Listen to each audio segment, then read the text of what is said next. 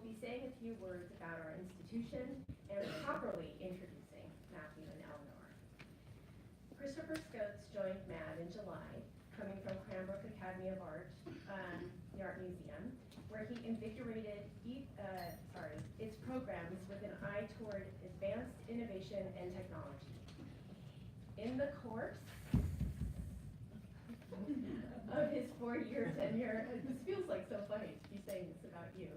I feel like I know you so well now, but I want you guys to know him too. So, in the course of his 4-year tenure at the Maxine Stewart Frankel Director, he developed an experimental media division, identified new artists and designers to lead the Academy's programs, recruited diverse board leadership, spearheaded fundraising efforts, and secured significant gifts, raising Cranbrook's profile both in the United States and abroad. Prior to joining Cranbrook, Chris served as director of the University Art Museum at California State University, Long Beach, and then served as chief curator, previous to that, of the University Museum of the University of California, Santa Barbara. A native of Andover, England, Chris is an alumni of the Getty Leadership Institute. He holds an MFA in photography from Cranbrook Academy of Art and a BFA in graphic design with a minor in art history from the University of Florida. So, ladies and gentlemen, please welcome Chris Scotes.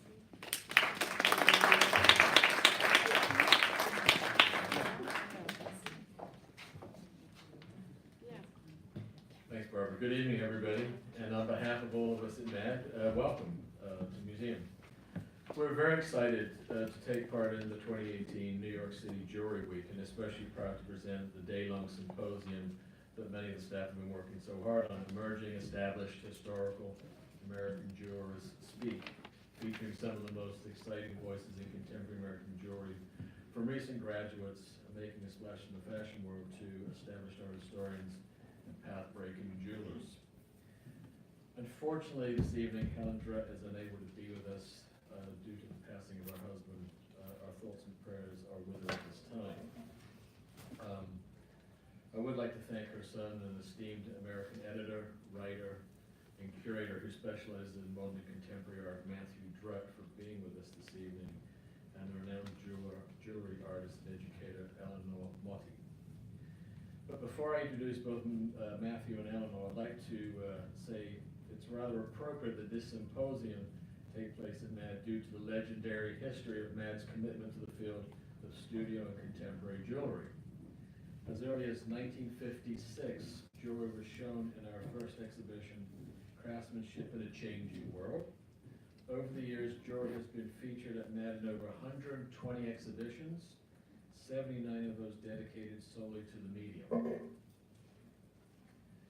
Jewelry shows of particular note also included American Jewelry in 1957, The Art of the Personal Adornment in 1965, and Objects USA, which began here in the United States in 1969 and traveled to over 20 venues throughout the country before heading overseas to 11 additional venues, including venues in France, Spain, Switzerland, Sweden, Belgium, and Germany.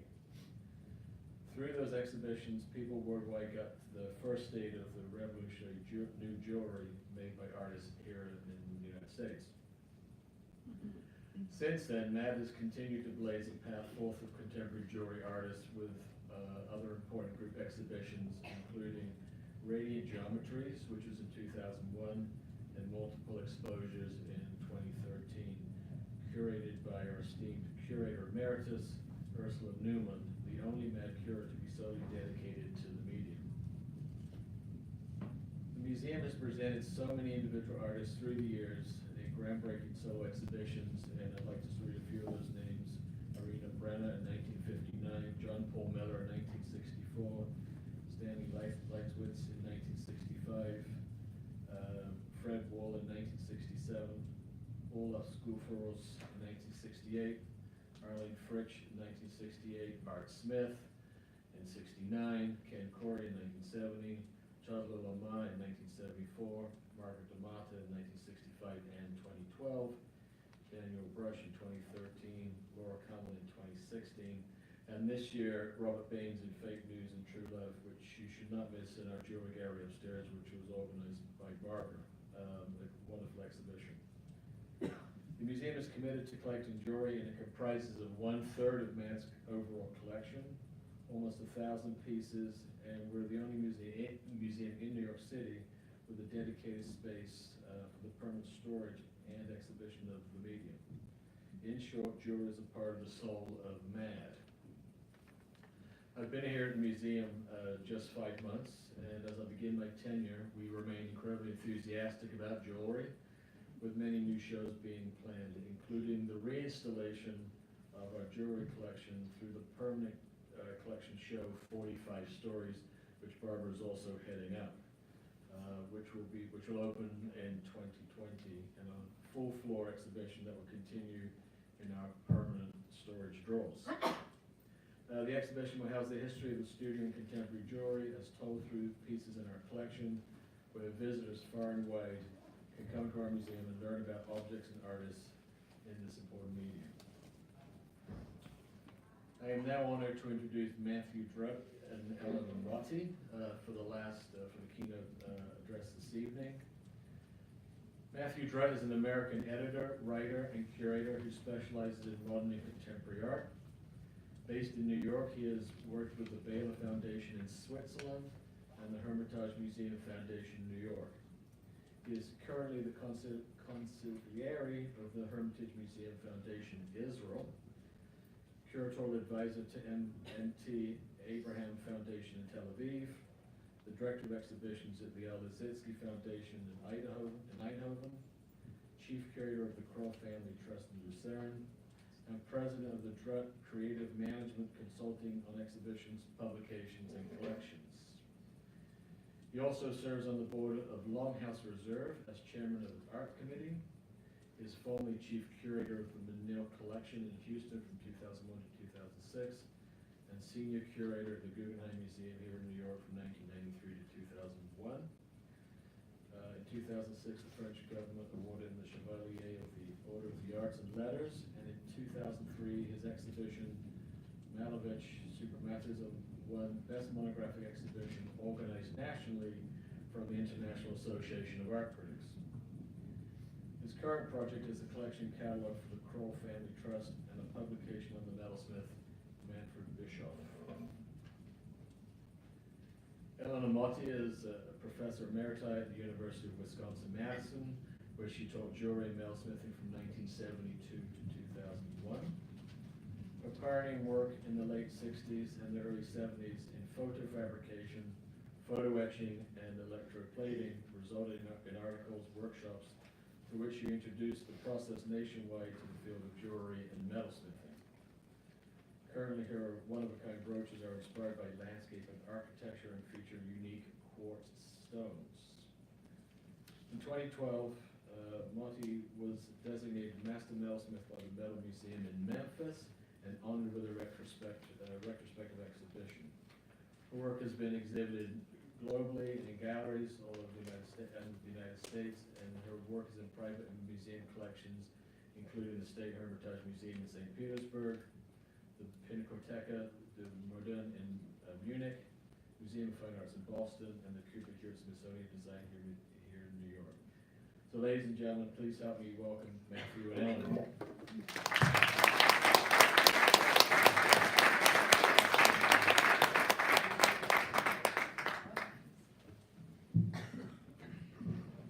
Thank you, Chris, and thank you, Barbara, for this invitation. This is really quite an honor. And I'm also honored that all of you braved the weather to join us tonight. And my special thanks to Matthew for standing in for our dear Helen. Pleasure.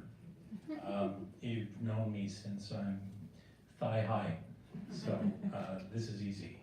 And I hope to fill the shoes of Helen, but it's a big pair of shoes to fill, so I'll do my best. Do we control the slides here? All right. I just had to figure out what does pitch. I think if you hit the right button.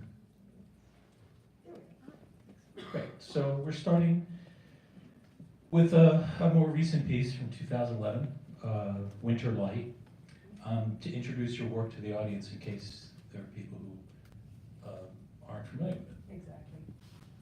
We're actually going to go through a range of work, starting with the photo etching, but I thought that this would be a good example of, which is typical of what I do now with specially cut stones, and this is by Tom Munstanger from Germany, Oberstein, Germany. And the inclusions are dramatically beautiful, rutile, which really inspires how I handle the metal that encompasses the stone. Let's go to number 2. So this is a belt buckle you made in 1972. This is the image that Helen wanted to open with. And why don't you tell us about the significance of this work? Well, my sister is my big sister. As you can see, she was always very protective of me. And this is a belt buckle that I made for Joyce Moty, and she happens to be here tonight, so she's wearing one of the pieces that you'll see a little bit later. But I used initially in the photo etching photographs that were meaningful to me in some way, and the family photographs and the portraiture was a natural in incorporation with, at that time, mainly brass, bronze, and copper, so it was very wearable for something like a belt buckle. Okay. Before we dig into the rest of the evolution of your photo-based works, which really, I think,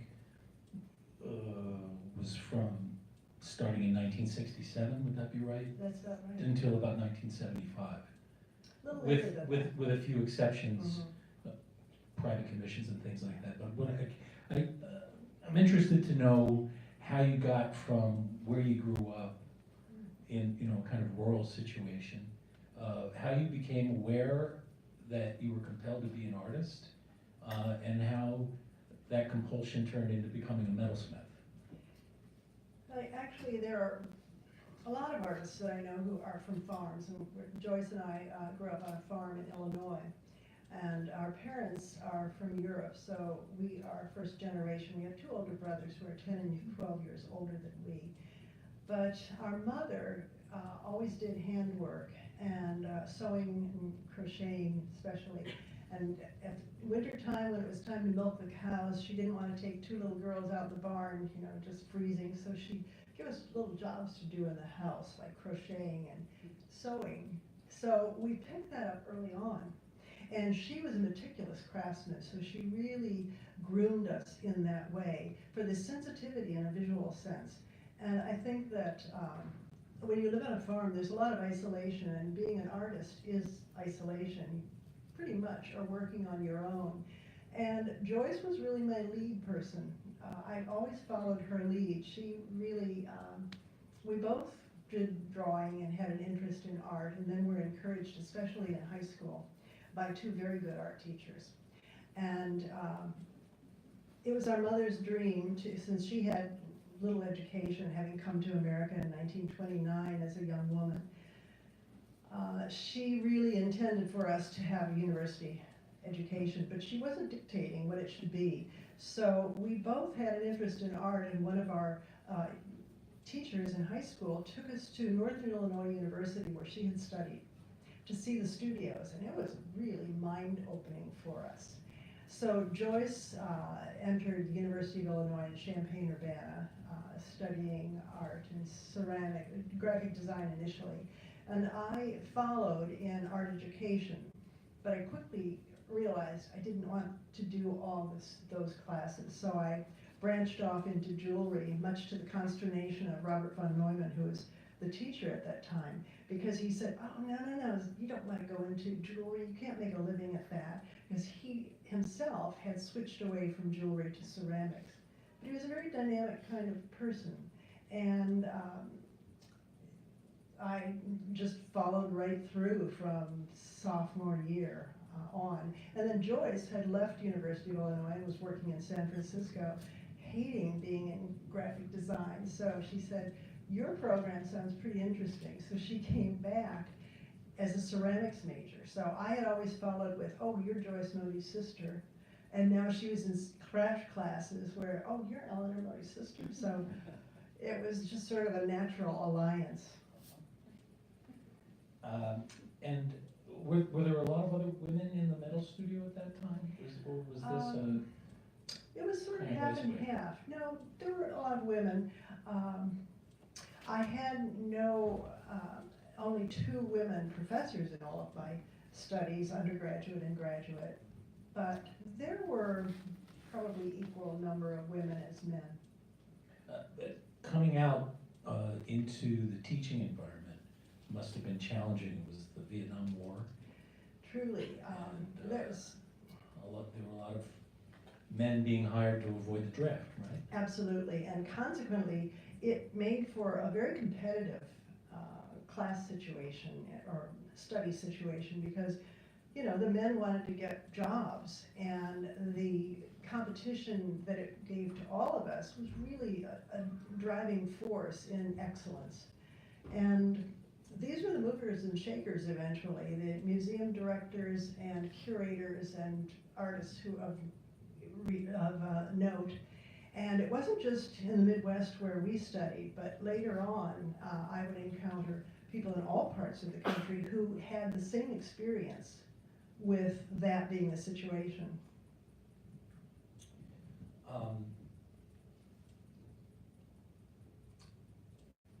This is from 1967, I think? Probably.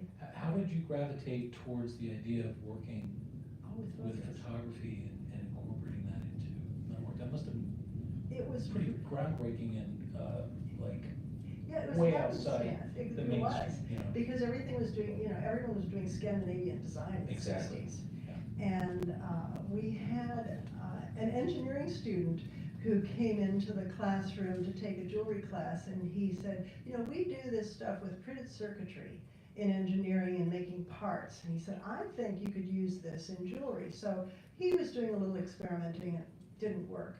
And I was really intrigued by this process and this idea. So von Neumann at that time wanted to learn electroforming, and he contacted some friends in the science department to set up electroforming. Well, lo and behold, they set us up in the lab in the engineering department, where there was the technician who did photo etching.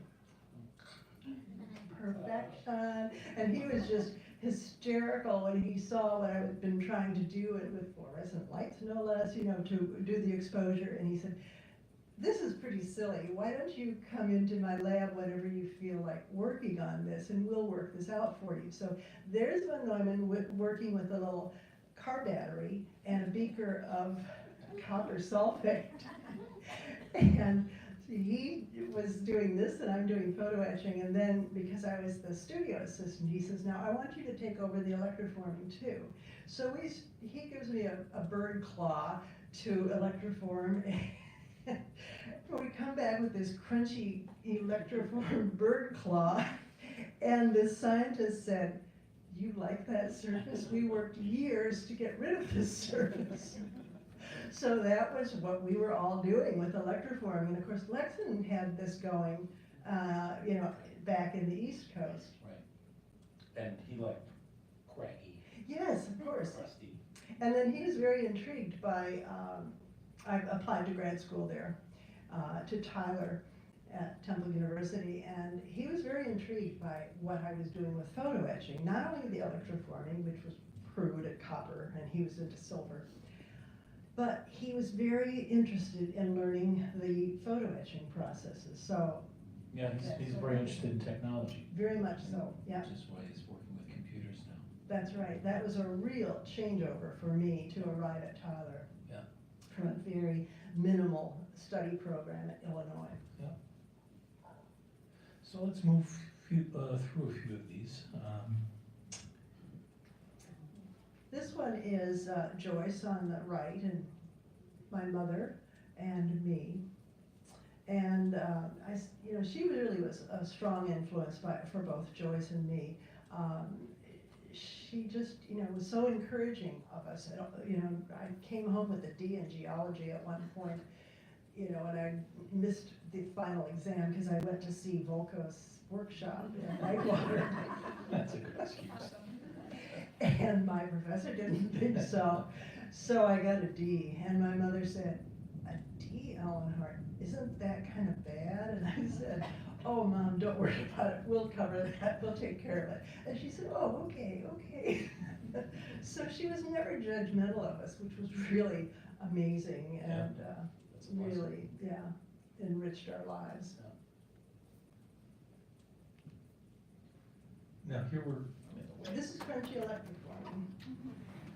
So, That's what we're talking about. We're showing the front and back. so I had met Fred Wohl in the studio at Illinois. He actually had his undergraduate degree from von Neumann, and then his graduate work was done at the University of Wisconsin with Art Vierthaler. And when he finished at Wisconsin, he taught in high schools and lower, all levels, first grade through high school, at this little tiny place in Wisconsin. And after a couple of years, he said, enough. So he came back to Champaign-Urbana to serve as Frank Gallo, the sculptor's assistant. So von Neumann said, sure, come and use the studio anytime you want, in the jewelry studio. So I worked all hours, day and night, 7 days a week, around my geology class and other things. And here was this very strange, very quiet guy working in the corner. So, eventually you start talking, and we became fast friends. And where von Neumann left off in this disinterest in following up with jewelry, that's where Fred stepped in, and he encouraged me to enter exhibitions and so on. And Fred had worked in the summers in a fish shanty. And the image that you see on the left side is a fish shanty from Wisconsin, in Door County, Wisconsin. So he always talked about working with two clay artists, grad students, and he had this image that was his loved image. So I photo etched that for him, and also used it in this, which is homage to Fred Wohl. And there's a crystal in the lower part, a spodumene crystal, and you can just see the shadow through it. That's our grandfather's photo etched picture. And on the reverse of it is this cameo. And I also used found photographs, historical found photographs. So there's, a related image on the back of it. And this Silversmith Guild of America used to do competitions every year for students. So when I was at Tyler as a graduate student, I did portrait mirror. And it is a portrait of me at about age 4, photo electroplated on polished silver. So it had that illusion of, you sort of see your own image, but wait, there's already an image on this side. And then the reverse, of course, being the mirror. So I was really more interested in using the electroplating for texturing rather than building. Lexton used it to build the whole piece for hollow pieces. But I constructed the work for the most part and then accentuated lines and textures with the electroforming.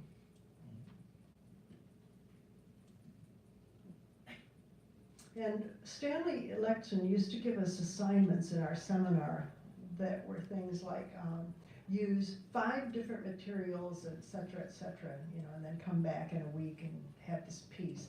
So this was the result of using 5 different materials. I had porcelain beads and pearls and a phantom amethyst, and of course photo etching, and then a watermelon tourmaline. So you can see the repeat of the landscape. Geology comes through again, Matthew. See the cross-section of the earth? See, I may have gotten a D, but I did like looking at the images and doing field geology trips. and geography are 2 different things. So I think you excelled at geology. Don't have to know where it came from. Exactly. So you see how I'm already using the repeats of materials and collaging materials, where you sort of pull things together that have some visual relationship. And this is where your work starts to really turn a corner in another direction that's gonna end up being completely abstract. It's true, and it's very, very pared down and very streamlined. Another image that's Prairie House, and geology, I picked up that stone on a field trip. And it's a sandstone, and it just really had a nice feel to it and beautiful texture. So again, you see the cross-section of the earth and striations. So I did quite a few belt buckles of this kind as commissions for people or gifts for people.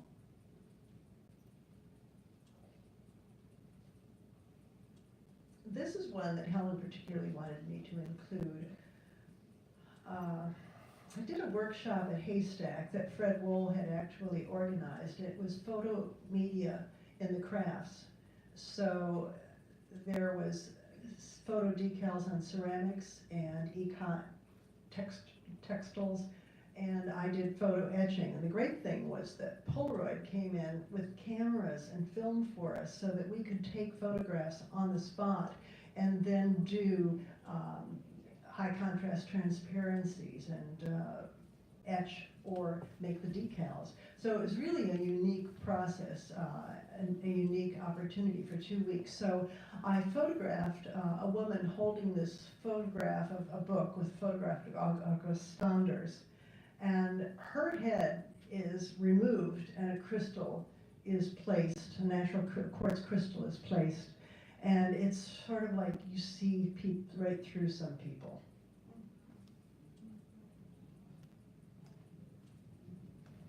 More of the landscape. I did this actually for a chapter in the Penland book of crafts, where they did a chapter of various artists. They had Ron Pearson and Arlene Fish and others. So this was the piece that I built that's pictured in the book, the process. But it was a landscape, and then I was using leather with a photo dye. And so all of this was sort of being pulled in, all these other processes that I was exposed to and interested in pursuing. What drew you to landscape as a touchstone for all the work you're doing?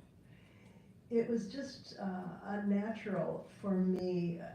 With growing up on a farm, you always see the horizon line. You know, I noticed how different it was when I went to Philadelphia, to Tyler. I never saw the horizon line because I was in the city.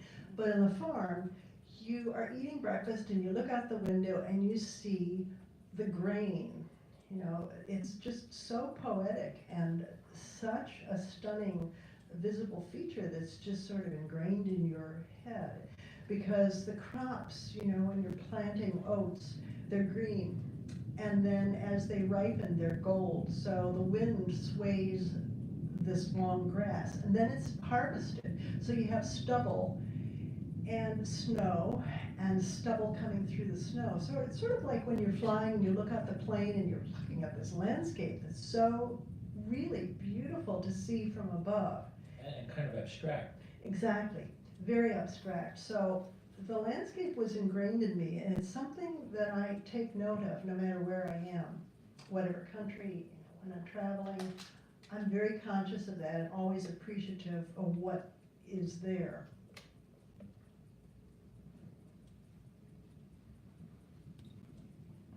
Now this was a rather iconic piece. It's called Lightning Box. The agate had for me the imagery of night sky and lightning.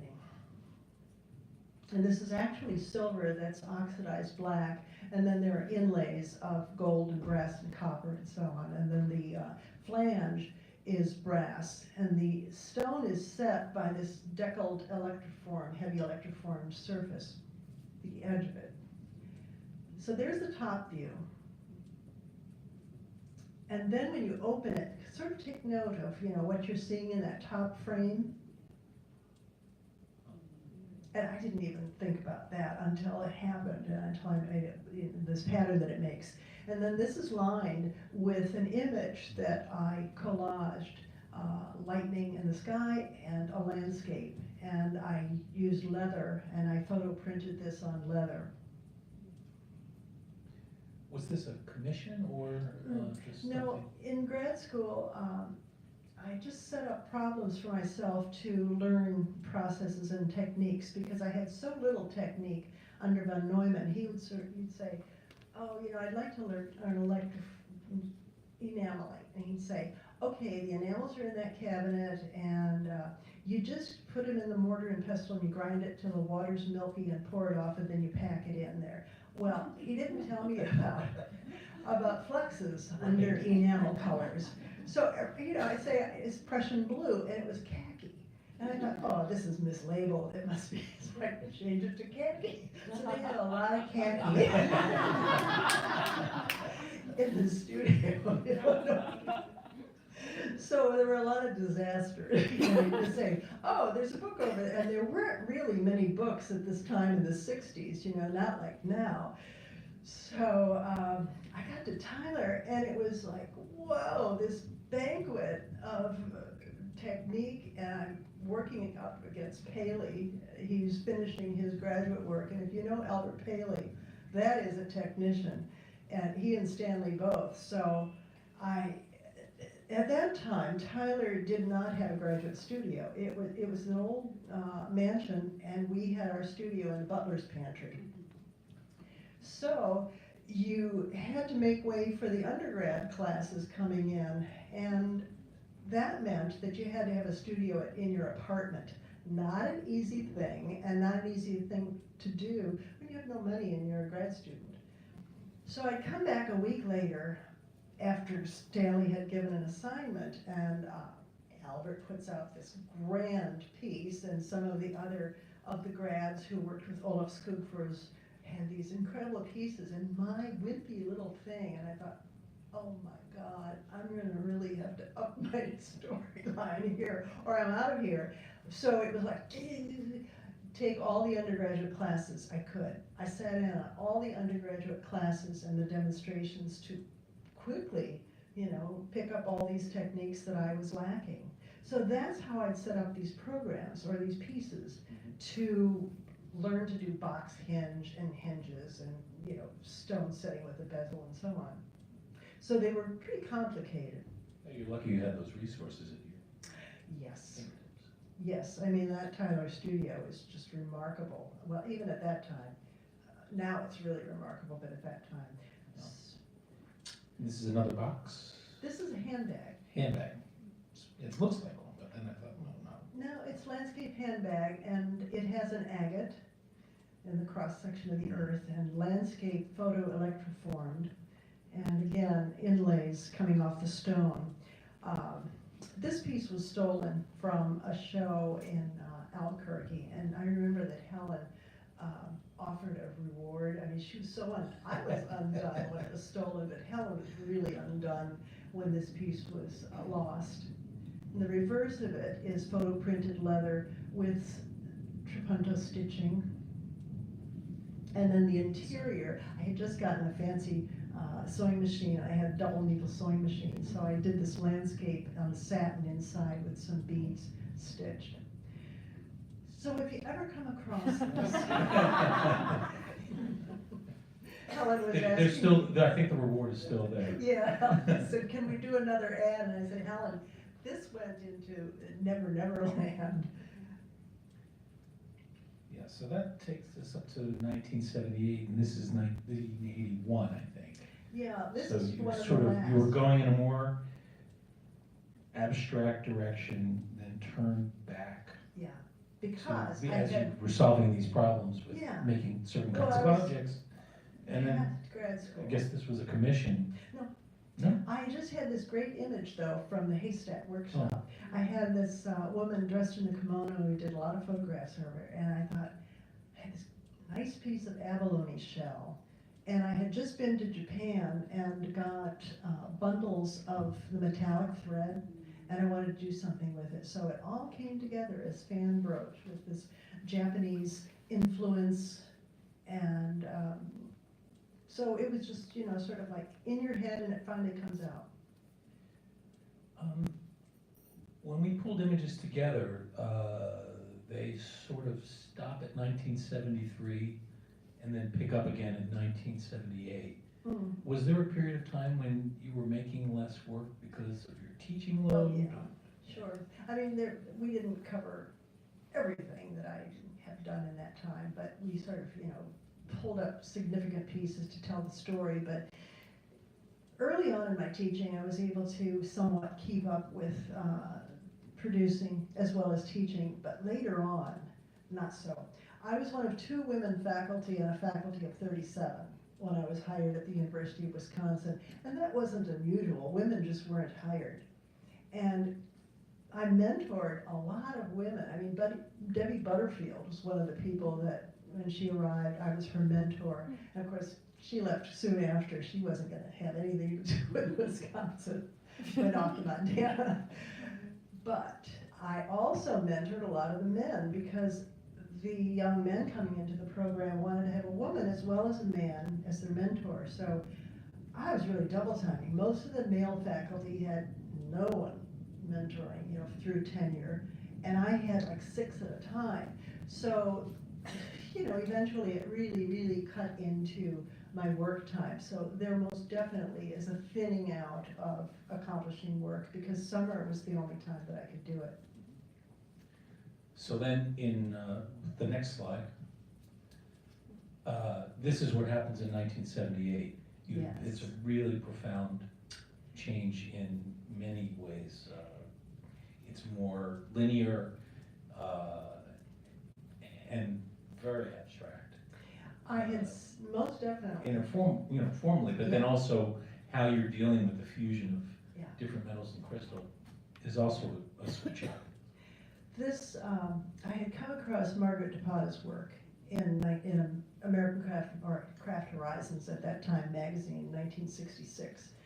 It was stunning. I was so taken by it, so it was always in the back of my mind, the way that she used crystals and specially cut stones.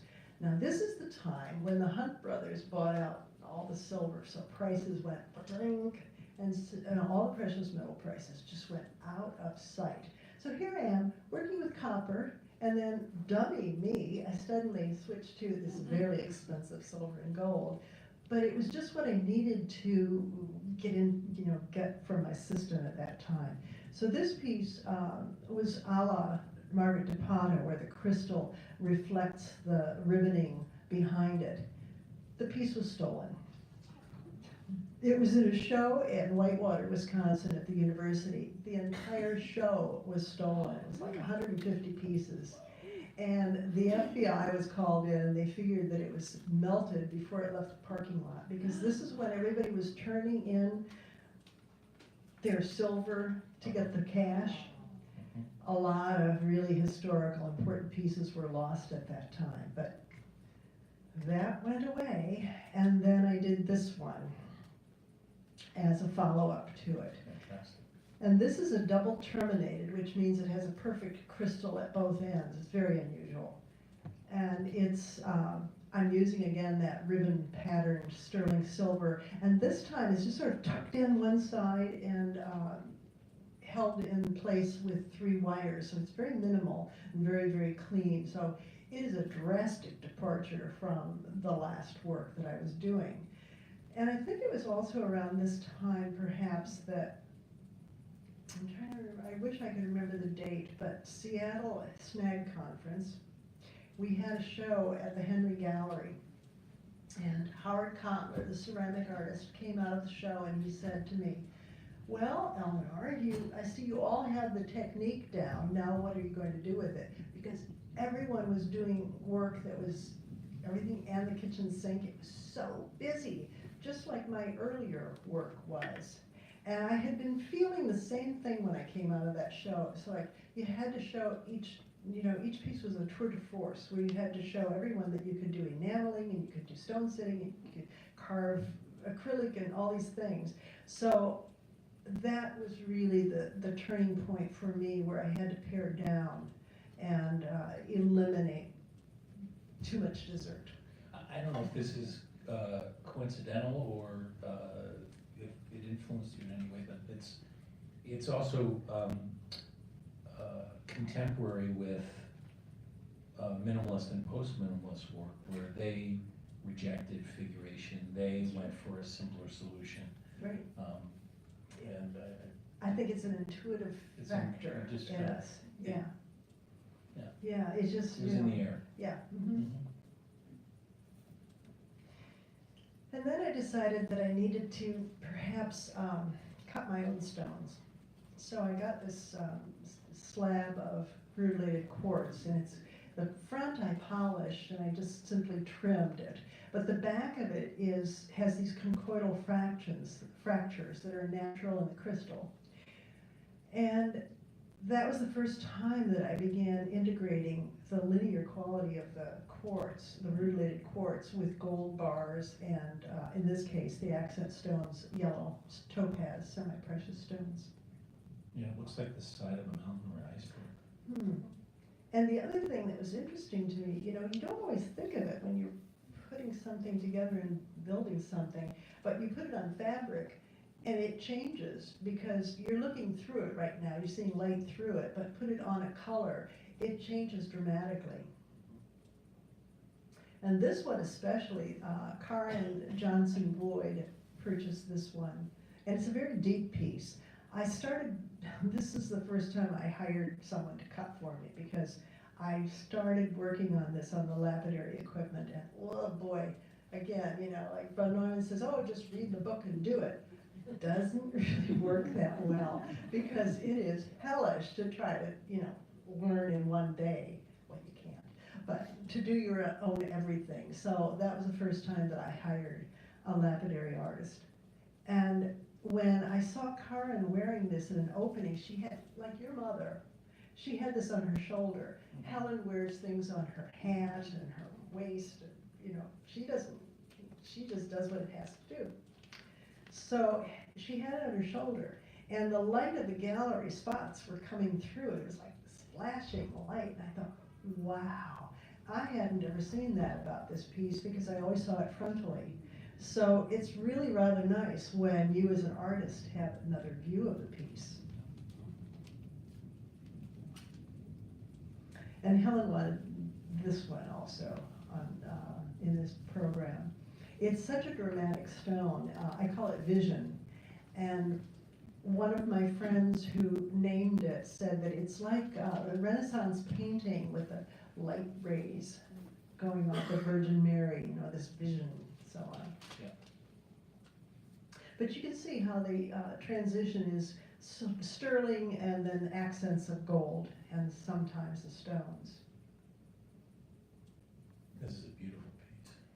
This was a turning point because I discovered large fantasy cut stones at the Tucson Gem Show.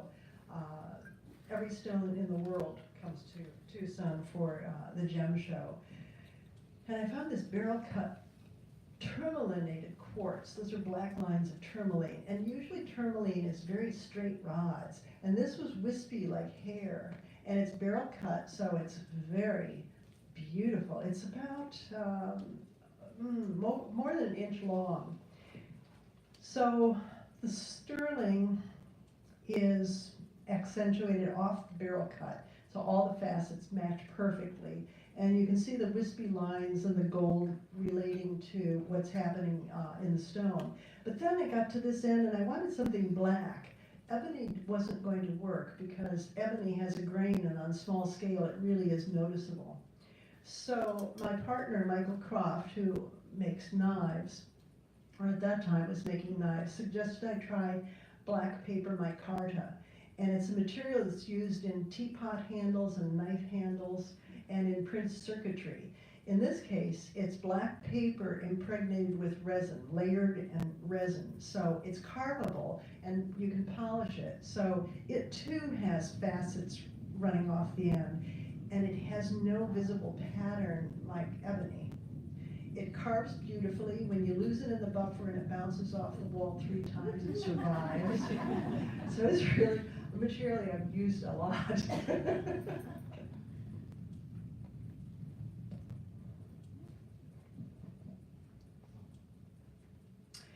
Now, this is the first time that I'm using a Munsteiner stone.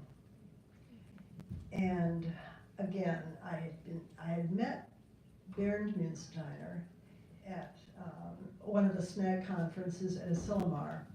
And Bernd came with his stones, and we as Americans had never seen such beautifully cut, unusually cut stones. I bought one from Bernd. It was an amethyst because I like purple and I like amethyst, but I knew that when I bought it, I could never use it in my own work because it was so strong in its design. It was a Bernd and it couldn't be a Moty. Overpowering. So and then next year at the gem show, I saw Bernd, years later, several years later, his work was introduced at the gem show by Jim Alger, who's a stone dealer. The following year, the Chinese had taken the designs and there were Bernds page by page, like coin, the coin pages, amethyst, citrine, and aquamarine. It was horrifying. And I ran into Bernd, and he was just sort of like in his daze. And I said, Bernd, I've seen the stones. And he says, I have to leave. He just wasn't expecting that. So now, and of course, people who would know Bernds versus the manufactured, mass-produced. So their stones are all certified now. And a few years later, son Tom arrived with his cuts, and he was using quartz, which was my favorite.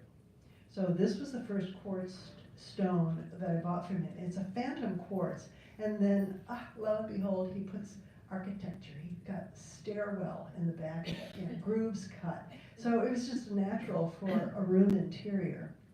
But I love that it gives a view through also to the pin that you see, and so that the pin kind of just intersects the stairwell. Yeah. And if we go to the next piece, you can see how important the front and back are in your work. They really need to be seen from both sides if they're shown. Yeah. Wearing them's That's a right. different equation. Yes, But that's true. I've just discovered so many different dimensions of your work by looking at back and looking through the crystals out onto the surface of the front. It's true. And it's a very different piece. You're It's so very excited. experiential. Whenever I display them, I try to display them on plexiglass upright so they float, and I just have minimal attachments. And it's so interesting to go into the show and you see people always looking at the back, especially other metalsmiths, but just people in general. I try to finish the backs in as interesting a way, and certainly as completely and cleanly as I do the fronts. But I usually don't set the pin stem until I finish the photography. So when I do the front, you see there's no pin stem showing on that front view. Because when it's worn, you don't see the pin stem. So I want it to be, really just the obvious part of what I want it as seen.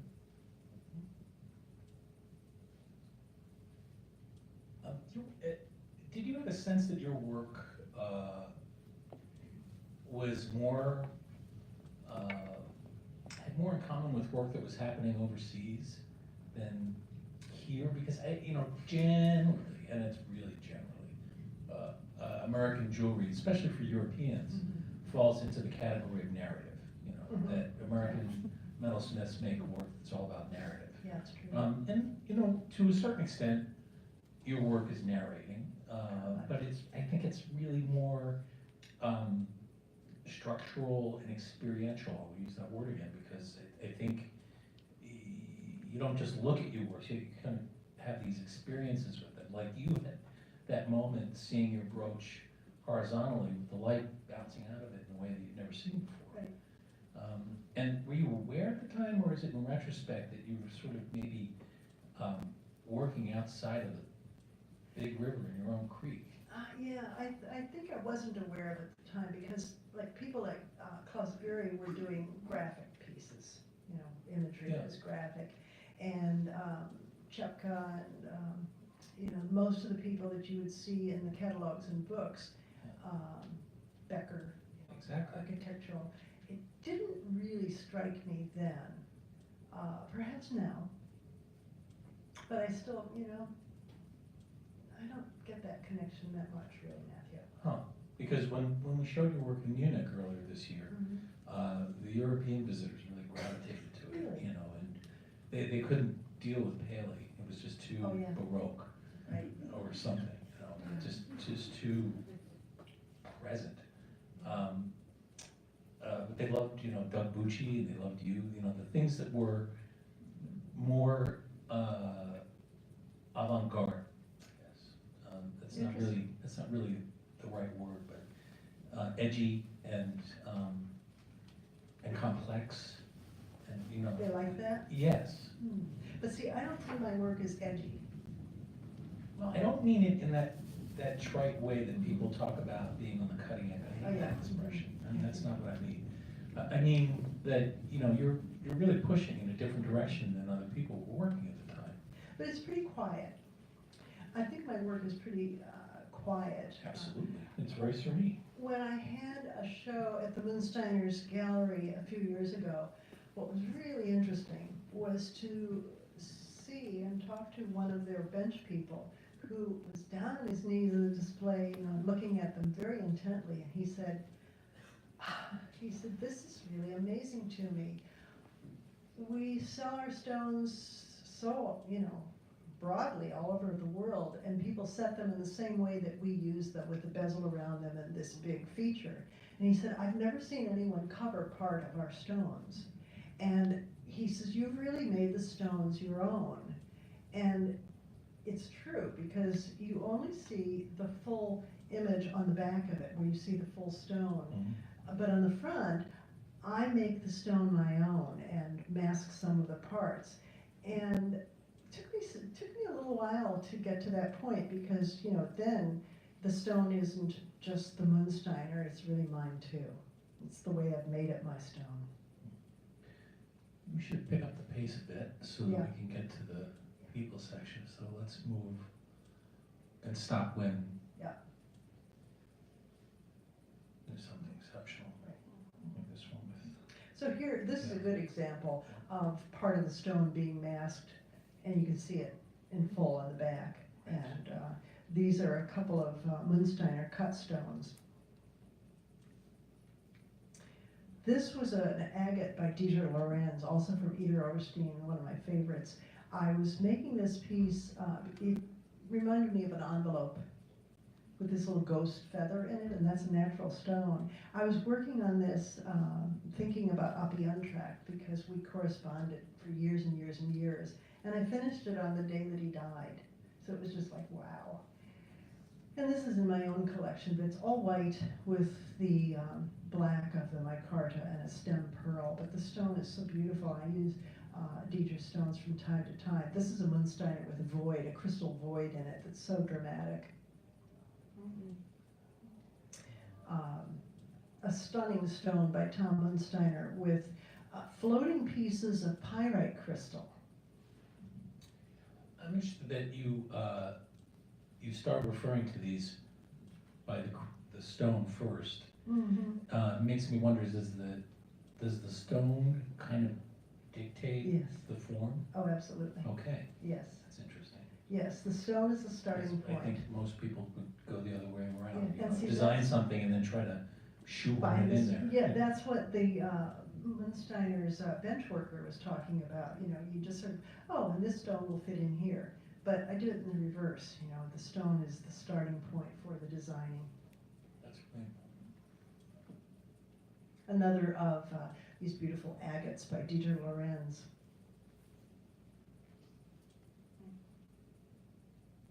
And then, sometimes I move away from the crystals and the agates when I find something else at the gem show. And a few years ago, I found black slate with pyrite crystal inclusions.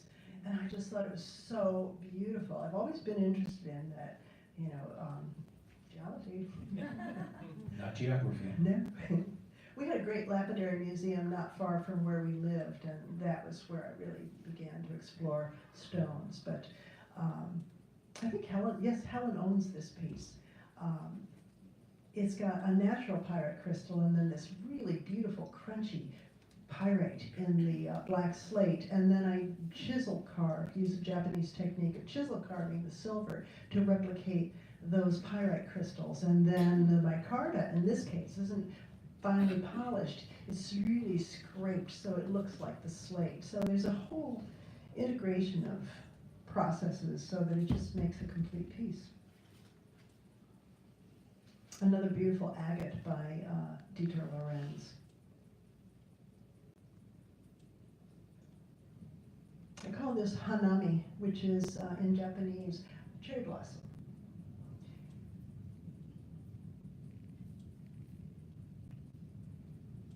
This is a magnificent specimen of crystal. It's like, oh, I almost wore that one, but Michael says, no, you should wear this one tonight. And this is the one that I am wearing. Yeah. So you can see how it's masked in the front, and you can see the full view in the back of it. Another one with the voids. And in this case, I also cut a void in the sterling, but it's called vikno, which is window in Ukrainian. Iceberg. Yeah, I love this piece. So, we come to the people section. This is you and Fred Wall Yes. in the Your living room mother's I grew up in. Yes, indeed. And we're looking at a Mark Burns cup that's called Close Shave, and the handle is a razor blade. Right. So, Fred was an important person. Yeah, his work didn't, it's not like I worked Fred's style, No, not at but all. he really was encouraging and really put me on my path. And we stayed friends throughout our lives. And this is you and my mother in front of the gallery on Spruce Street. Indeed. Probably it looks like 1975 or something. I wrote them down, but I couldn't remember that. I did think it Sounds good. 1983. Okay, because I remember that look. Yeah. She always wore the raincoat and the hat and she was riding her bike to work in those days. And she'd still be riding her bike if Yeah. I would let her, which I won't. And this is much later of Albert Haley and Stanley and me at 2009 at the SNAG conference and touring the studio, much different than the studio where I studied. That's great. Bob Fonnebecker. Yes, Bob Fonnebecker began collecting my work when I was in grad school, and he probably has the fullest range of my work. Even I don't have that range. He's a collector who lives in Lancaster, Pennsylvania, and likes to buy work by artists when they're in school or just coming out. So he has this major collection going back to the early 70s, possibly late 60s, of textile, wood, ceramics, and metal work, and glass. But I think it depends on what year it is. He sort of moves around. And he ended up, he had this fantastic house on stilts in the woods of Lancaster, which is where the Amish live and work. And he's a lawyer and has a practice in town. But he's out in the woods. It's very serene. And the collection outgrew the house, so he built another house, connected a walkway to it. And then a few years later, it got too much for the second house, so he built a third house with a walkway in between. So there are these 3 buildings on stilts, and it's really quite an experience. They're filled from floor to ceiling with work. Yeah, and he would regularly call me when I was teaching and say, whose work should I see? And I would say, oh, you gotta get this. This is really gonna be someone. And he would buy. He would just call Wayne Higby, people around the country in programs that he respected, and he would buy. This is Oppie Untracked. I met Oppie. Oppie was an author. He's lived in Finland, but he's an American. And I met him when he came through Tyler and then he was doing books on jewelry making, really significant. You probably, many of you know the metal techniques for the craftsman, concepts and technology. And he invited me to participate and be in the book. And then a number of years later, I had the occasion to go to Finland to lecture at the Kultaseppäkoulu. And I was going over to see Sarah and Api, and unbeknownst to me, Sarah was hospitalized and near death when I arrived. So we really sort of bonded because he was, you know, it was a very emotional time. So we became fast friends. And Api bequested me funds to produce a book about my work. So the aim is for autumn of 2020, Arnolche will publish a book. Matthew will be one of the writers, Helen. And we're hoping to do a show. Yes.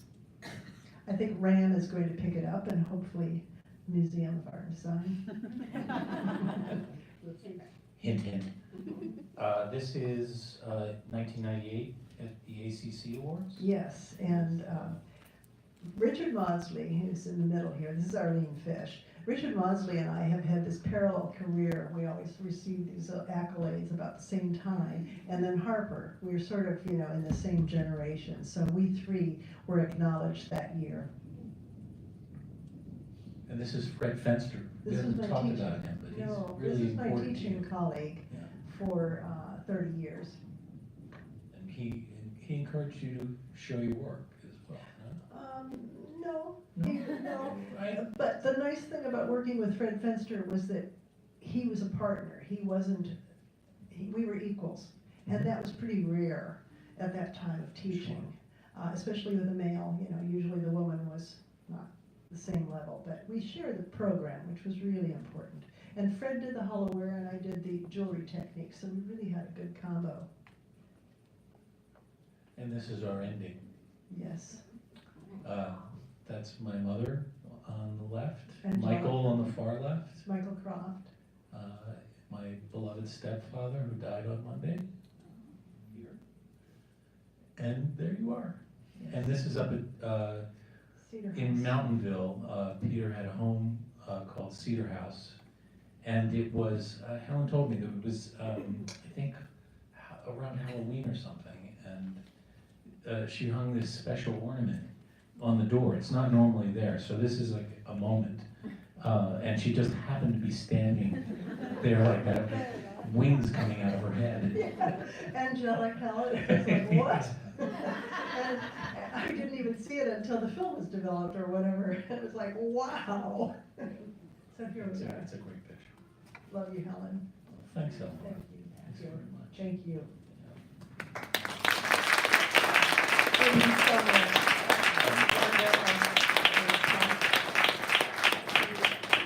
So I We guess allow a little time for questions if people have them. we can maybe one or two. Yeah. Okay, sure. They're ready to get home. Yes. There's one in back. Yeah, I noticed in a lot of your pieces, or some of your pieces, the setting. Hi, I noticed in some of your pieces the settings weren't super obvious. Sometimes you like half covered them with parts of the sheet or prong set them, but I was wondering kind of what the process was like for you to figure out, especially because each stone is so unique and different, how to kind of set them in a way that was unique to their shape, and on some of them almost invisible. That's a good question, because that's something that people are always intrigued to look at when they see the backs of them. I always set the stones from the backs, so they're really clean on the front. And it's a bezel and a bearing. So there's the bezel surrounding the stone, and then the bearing that fits in exactly and slides in. And it's either riveted or tabbed in. So that's a good question, because I don't think that there are many people who work that way. Anyone else? Thank you so much for being Thank you here. so much. Thank you for joining us for the day.